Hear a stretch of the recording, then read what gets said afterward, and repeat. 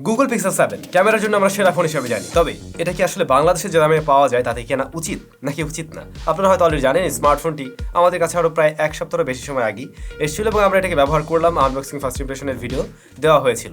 তো আমাদের user experience, বিভিন্ন রকমের টেস্টিং এবং অবশ্যই আমরা আইফোনের সাথে কম্পেয়ার করছিলাম এর ক্যামেরা। তো সব কিছু নিয়ে আজকে বিস্তারিত থাকবে। জাস্ট আমি টেস্টিং রেজাল্টগুলো শেয়ার করবো এবং ইউজার এক্সপিরিয়েন্সগুলোই শেয়ার করছি। বক্স কন্টেন্ট সম্বন্ধে নতুন করে কিছু বলার নেই, কী কী ছিল জানেন। আর এই হচ্ছে বাই দ্য ওয়ে আমাদের আজকের ভিডিও স্পন্সর নিয়ে তো বলা হলো না। মোবাইল ফোনটা এই মুহূর্তে যদি কেউ কিনতে চান স্মার্ট ভ্যালিতে পেয়ে যাবেন। তাদের শপের যাবতীয় অ্যাড্রেস ভিডিও ডেসক্রিপশনে দেওয়া থাকলো। তাদের শপ রয়েছে বসুন্ধরা সিটি লেভেল 5-এ, ডেসক্রিপশন চেক করে নিতে পারেন। আমাদের হাতে ডিভাইসটা 8/128GB ভ্যারিয়েন্ট, এর কিন্তু 8/256GB ভ্যারিয়েন্টও পাওয়া যায়। 3টা কালার ভ্যারিয়েন্ট আপনারা পেয়ে যাবেন।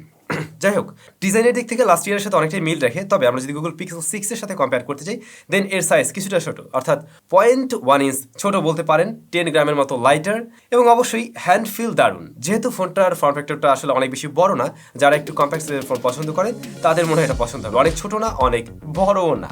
বডি ফ্রেম অ্যালয় দিয়ে তৈরি। রিয়ার প্যানেলে কর্নিং গরিলা গ্লাস ভিক্টাসের প্রোটেকশন রয়েছে এবং সামনেও Corning gorilla glass Victus protection করছে। আমরা ডিসপ্লেটা যা দেখছি, এর চিন বেজেল কিন্তু মোটামুটি ন্যারোই, বাট লোয়ার চিনটা আরেকটু ন্যারো রাখা উচিত ছিল অ্যাজ এ ফ্ল্যাগশিপ স্মার্টফোন। আপনাদের কি মতামত? ডিসপ্লেটা কিন্তু ফুল এইচডি প্লাস রেজুলেশনের অ্যামোলেড প্যানেল এবং এখানে 90 হার্টজ রিফ্রেশ রেট পাবো আমরা এবং পিক ব্রাইটনেস 1500 নিটস। তো আমরা যদি ফ্ল্যাগশিপ লেভেলের ডিসপ্লের সাথে কম্পেয়ার করতে চাই তাহলে কিছু কিছু জায়গায় কম মনে হবে, রাইট? যেমন ধরুন 90 হার্টজ, এটা হতে পারতো 120 হার্টজ, আবার এলটিপিও প্যানেল হতে পারতো। বাট এই বিষয়গুলোকে অনেক বড় রকমের ম্যাটার করে কিনা?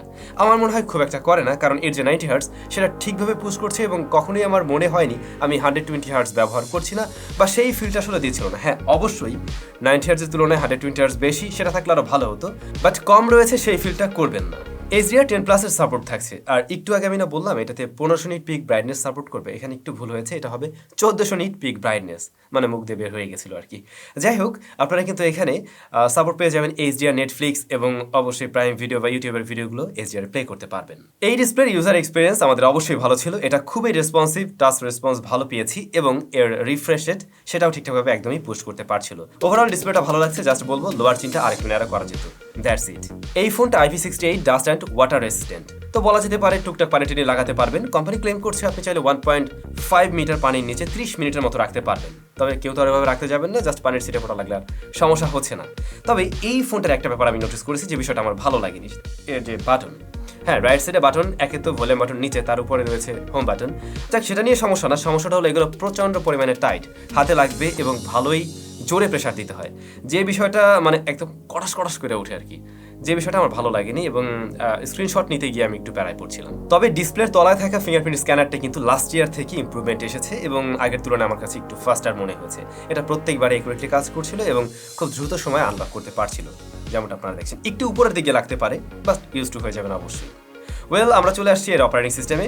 অ্যান্ড্রয়েড 13 দিয়ে কিন্তু রান করছে এই স্মার্টফোনটি, একদম জিরো ব্লোটওয়্যার, কোনো ব্লোটওয়্যার নেই, আর একদম স্টক অ্যান্ড্রয়েড। গুগলের UI নিয়ে আমরা খুবই সন্তুষ্ট বরাবর ছিলাম, এখনও আছি। তবে ইহাতে আপনি 3টা মেজর আপডেট পাবেন, আর একটা থাকলে ভালো হতো। প্রসেসর সেকশনে গুগলের নিজস্ব টেনসর Z2 রয়েছে এখানে।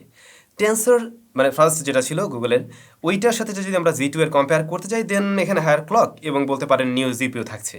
তো তাতে করে কতটুকু ইমপ্রুভমেন্ট আসছে? বেসিক্যালি খুব আহামরি লেভেলের ইমপ্রুভমেন্ট আমি এখানে দেখছি না। হ্যাঁ, ইমপ্রুভমেন্ট আছে, ক্যামেরাতে যেটা হবে লো লাইটে দ্রুত ছবি নিতে পারবে, তো হ্যাঁ সেটা ঠিক আছে।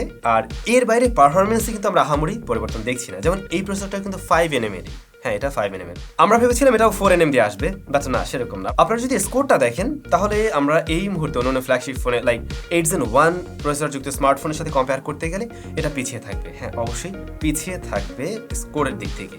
এমনকি রেগুলার পারফরমেন্স আমরা বলতে পারি অ্যাজ ইউজুয়াল একটা ফ্ল্যাগশিপ স্মার্টফোন যেমন রেজাল্ট দেয়, এটা কিন্তু তার ব্যতিক্রম মোটেই ছিল না, সেইখানে ঠিকঠাক আছে।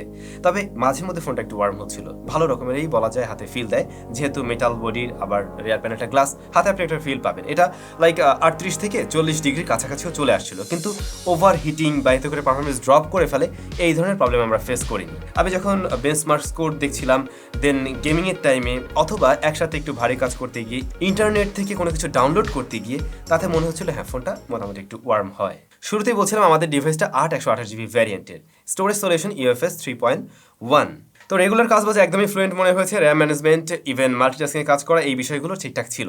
গেমিংয়ের প্রসঙ্গে আসলে আমরা এটা দিয়ে বেশ কিছু গেম প্লে করে দেখছিলাম। অ্যাপেক্স লিজেন্ডে এক্সট্রিম এইচডি এবং আলট্রা ফ্রেম রেট দেখছিলাম 55 to 60 FPS এর মাঝেই ঘোরাফেরা করছিল লং টাইমেও।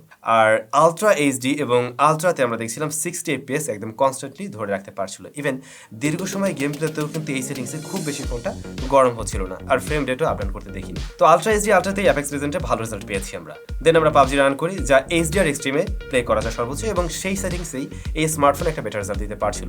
এটা টোটালি স্মুথলি একটা রেজাল্ট দিয়েছে এবং কোনো ধরনের ল্যাগ আটকে যাওয়ার মতো সমস্যা পাইনি। বাট হ্যাঁ, ফোনটা ওয়ার্ম হচ্ছিল, সেটা মোটামুটি বলা যেতে পারে ওই যে 38 to 40 মধ্যেই এরকমটাই ছিল। এছাড়াও F1 মোবাইল রেস অ্যাসফল্ট 9 এবং সিডিও আমরা এতে প্লে করি, তো এগুলোর রেজাল্ট অ্যাজ ইউজুয়ালি ভালো পেয়েছি এবং গ্রাফিক্সও ভালো ছিল। তবে এই ফোনটাকে যদি কিনা কেউ মানে ফ্ল্যাগশিপ লেভেলের একটা গেমিং ফোন হিসেবে চিন্তা করতে চান, তাহলে কিন্তু অনেক ফোনের থেকেই পিছিয়ে পড়বে। যেমন ধরুন, আপনারা যদি 8 Gen 1 যুক্ত অন্য স্মার্টফোনের সাথে কম্পেয়ার করতে চান, OnePlus এর রিসেন্ট OnePlus 10 Pro, এই সমস্ত স্মার্টফোনগুলোর সাথে যদি কম্পেয়ার করতে চান, দেন এটা কিন্তু পিছিয়ে থাকছে। তো এই বাজেটে, আচ্ছা এটার দাম তো বলা হয়নি মনে হয়, রাইট নাও এই স্মার্টফোনের প্রাইস অ্যারাউন্ড 70K, মানে 70-71 হাজারের আশেপাশে রয়েছে 8/128GB ভ্যারিয়েন্ট। তবে 8/256GB ভ্যারিয়েন্টের দাম নিশ্চয়ই বেশি হবে, ওইটার দামটা আমি মানে একদম এক্স্যাক্টলি জানি না, বাট হয়তো কিছুটা বেশি হবে, এটাই তো স্বাভাবিক। তো ওই প্রাইস রেঞ্জের অন্য কোনো ফ্ল্যাগশিপ ডিভাইসের সাথে কম্পেয়ার করতে গেলে পারফরমেন্স সেকশনটা একটু কম মনে হবে, মানে গেমিংয়ের দিক থেকে অ্যাটলিস্ট। তবে আমার যা মনে হয় এই ফোন গেমিংয়ের কথা মাথায় রেখে কেউ কিনবে না, কিনলে ক্যামেরার কথা চিন্তা করে কিনবে। আমরা এই ছোট ভাইয়ে পেয়েছি রেয়ারের দুটি সেন্সর। মেইন শুটার হলো 85 মেগাপিক্সেলের অ্যাপারচার f1.9, তারপরে 12 মেগাপিক্সেলের আল্ট্রাওয়াইড শুটার, আর ফ্রন্ট ফেসিং ক্যামেরায় রয়েছে 10.8 মেগাপিক্সেলের সেন্সর। প্রিভিয়াস জেনারেশন থেকে এখানে ইমপ্রুভমেন্ট বা আপগ্রেড থাকছে বলতে পারেন। তো রেয়ারের ক্যামেরার রেজাল্ট আমরা কি পেয়েছি, বিভিন্ন সিনারিওতে অনেক ছবি তোলা হয়, ইভেন আমরা আইফোনের সাথেও কম্পেয়ার করছিলাম। তো ফার্স্টে এর কিছু ছবি দেখে নেওয়া যাক, যেমনটা এখন আপনারা দেখছেন। ডে লাইটে বা লো লাইটে যে কোনো সিচুয়েশনেই আমরা বলতে পারি বেশিরভাগ ছবি ন্যাচারাল টোনে পেয়েছি। খুব বেশি কালারফুল না, হ্যাঁ আমি কালার কিছুটা শিফট করতে দেখছিলাম, বিশেষ করে ব্লু কালারটা একটু শিফট হচ্ছিল, বাট এর বাইরে ম্যাক্সিমাম সময় কিন্তু আমরা একদম ন্যাচারাল টোনের কালার দেখছি। সেই সাথে ওয়েল ডাইনামিক রেঞ্জ, আমরা শার্পনেস, ডিটেল খুবই ভালো পেয়েছি স্মার্টফোনে, যেমনটা হওয়ার কথা ছিল। তবে এটাও ট্রু, যখন কিনা কোনো আপনি মানুষের ছবি তুলতে যাচ্ছেন, কারো পোর্ট্রেট মোডে ছবি নিচ্ছেন, এই ধরনের ছবিগুলোতে যা মনে হলো একটু ওভার শার্পেনিং ব্যাপার আছে, যে বিষয়টা অনেকের কাছে ভালো লাগবে। পার্সোনালি আমার কাছে এই বিষয়টা ভালো লাগেনি, মানে এত বেশি শার্প করে ফেলছিল। চেহারা আমার এরকম না, বাট তারপরেও এমন কিছু টেক্সচার, এমন কিছু ছোটোখাটো গুটিগাটি কি নিয়ে আসছিল, যেগুলো আসলে ফেজে হয়তো এভাবে থাকে না, খালি চোখেও আমরা এভাবে দেখি না। এই ফোনের ক্ষেত্রে আমার একটু ওভার শার্প বলেই মনে হয়েছে। এটা হলো মানুষের হিউম্যান ফেস চলে আসলে। এই ফোনটা হাতে পাওয়ার পরে আইফোন 14 Pro Max এর সাথে একটু কম্পেয়ার করছিলাম, কয়েকটা ছবি তোলা হয় এবং আমাদের ফেসবুক পেজে সেগুলোকে আপলোড করা হয়েছিল এবং আপনাদের ভোট দিতে বলা হয়েছিল। আপনারা জানতেনও না কোনটা কোন ফোন দিয়ে তোলা। তো ভোট বেশিরভাগ ক্ষেত্রে এসেছে কিন্তু গুগল পিক্সেলে। হ্যাঁ, কয়েকটা জায়গায় আমাদের আইফোনও উইনার ছিল, বাট বেশিরভাগ সময় দেখছিলাম মানুষজন এটাতেই ভোট দিয়েছে, কারণ এইটাতে আমরা শার্পনেস, ডিটেল বেশি পেয়েছি, হয়তো এই কারণে অনেকের ভালো লেগেছে। ইভেন আইফোনটা একটু ওয়ার্ম টোনে ছবি দিচ্ছিল, আর এইটার ক্ষেত্রে আমরা দেখছিলাম একটু মোর ন্যাচারাল ছবি দিচ্ছে, যে কারণে হয়তো বেশিরভাগ মানুষের ভালো লেগেছে। তো আরও বেশ কিছু ছবি দেওয়া থাকলো আইফোন এবং এই স্মার্টফোনের। আপনারাই বলুন আপনাদের কাছে এখন কোনটার ছবি ভালো লাগছে, অবশ্যই কমেন্ট করে জানাবেন। আমি লিখেও দিলাম কোনটা কোন ফোনের ছবি। একটু আগেই তো বলছিলাম tensor Z2 motion blur reduce করে খুব দ্রুত সময়ের মধ্যে লো লাইটে ছবি নিতে পারবে, মানে খুব দ্রুত ক্যাপচার করতে পারবে। এবং হ্যাঁ, সেই বিষয়টা আমরা খেয়াল করছিলাম। নর্মালি যেটা হয়, লো লাইটে আমরা যদি ছবি তুলতে যাই, প্রায় ম্যাক্সিমাম স্মার্টফোনে কিন্তু একটু টাইম নেয়।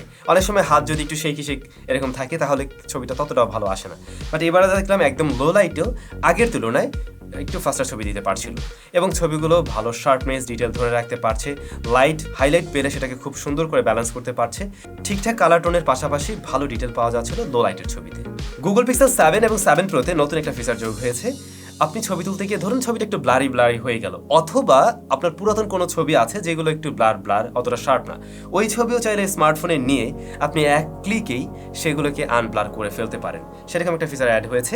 জাস্ট ইমেজে যেতে হবে, দেন এডিটে যাওয়ার পরে দেখবেন আনব্লার নামক একটি অপশন রয়েছে, ওটাতে ক্লিক করলে এক ক্লিকেই ছবিগুলোকে সে শার্প করে দিতে পারে এবং ইউজেবল ফটো পাওয়া যায়। এবং সত্যি বলতে এইটাতে আমি কয়েকটা পুরনো ছবি নিয়ে সেই ছবি প্রিন্টও করে দেখেছি এবং তার রেজাল্ট ভালো পেয়েছি এবং সেগুলো ইউজেবল। স্মার্টফোনটিতে রয়েছে আলট্রাওয়াইড শুটার 12 মেগাপিক্সেলের, যা কিনা 114 ডিগ্রি ফিল্ড অফ ভিউতে ছবি নিতে পারবে।